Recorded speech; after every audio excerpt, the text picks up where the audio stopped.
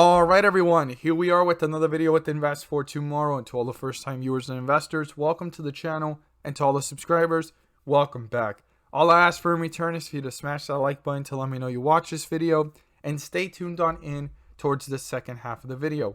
Right after this chart analysis, I have a ticker symbol to share with you guys that I don't want you guys to miss. It got beaten down because of earnings. It may possibly be an opportunity, but it's something to watch moving forward. So it's not financial advice. I'm not here to tell you guys to buy, sell, or hold any positions in any of the stocks I mentioned here on the channel, but it is something to be aware of. And I just want you guys to be aware of it beyond just looking at ZOM Stock. So I always do this because I make these chart analysis out of gratitude, and I want to always share more information beyond just the stocks you're doing research on, just to give you guys something more to be aware of in the markets that may present itself as an opportunity. Now, here we are with ZOM Stock, Zomedica Corp. ZOM Stock has actually had a run up, right? Holding itself up above $1, broke through the 50-day moving average, and just fell right back down. Now, we see it above $1, 105. There's some real strength there. 104 is the support, 105, it's holding itself up. 104 is the first support. Now, if that gets broken through, the next support would be down here, and that is literally close to $1. Okay, this is an informal support level. It has nothing to do with the chart anywhere showing any supports, but that's just a support I would call it, and I would look at. As long as the stock is above $1, there's some strength. Keep that in mind. Now, the true support being the lowest part of the day after, right, the whole entire drop here and starting the day off in pre-market is down here at 99 cents. So literally, I'll just round it up, $1 informally. It's not really a support level, but it is an important point in the chart right now. Okay, so what is our resistance level and 50-day moving average? So the 50-day moving average is 106. We're currently sitting at 106. So this is a difference from the thousands and hundreds place. So 106 definitely needs to be broken through, pulled away from to the upper direction, so this can go ahead and hit newer highs and new resistance levels. Once that's accomplished, the first resistance level in bullish territory is 108.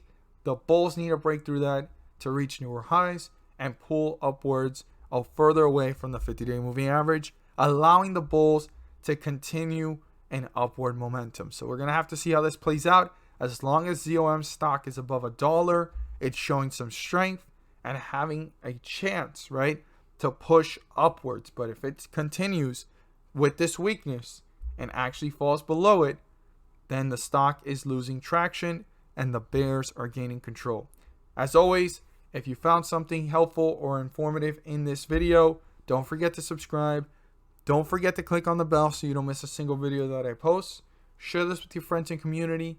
And don't forget to smash the like button to let me know you watch this video. Helps out the YouTube channel and helps out by letting me know that you are aware of me and my efforts, and it lets me know that you appreciate the time and effort that I put into these videos. So thank you guys so much, and let's jump right into the next part of this video. So the ticker symbol I have for you guys today is a blue chip stock, and some investors would say this stock has no value. Others would say it might get out of the hole with its innovation to catch up in the EV sector. And I've already seen their car out on the road, actual consumers driving it. It looks pretty nice, and we're going to talk about it in just a moment. But before we do, I do want every single investor and viewer to be aware that I have a Patreon. The link is down below, and a Discord. Either or will take you over to the tiers. And once you join on in, you'll gain access to both, to the Patreon and Discord. And one of the best things of joining, it's not the stocks I talk about that I'm watching or I'm looking at, right? Because it's not financial advice, and I'm not there to tell you to buy, sell, or hold any positions on any of the stocks I watch. But by joining, you get to see what I'm looking at, right? Weekly as well as daily.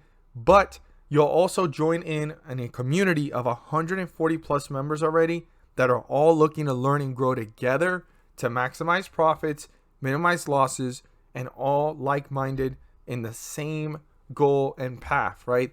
To go ahead and go through the volatility of the market, maximizing profits, minimizing losses, and learning and growing through the process. So if that's something you're interested in, you're more than welcome to join us. The link is down below, and there's the Discord link and the Patreon link that will both redirect you over to the tiers. They're filling up pretty quickly, and we look forward to having you join us. So what's the ticker symbol you should add to your watch list? Keep it close and keep an eye on, right? This is not financial advice, and I'm not telling you to buy, sell, or hold any positions in this stock or any of the stocks I mentioned, but this is a stock that took a beating, and it's already gone up a total amount after hitting the high of the day of almost 40 cents just today alone after that beating. Now, what happened?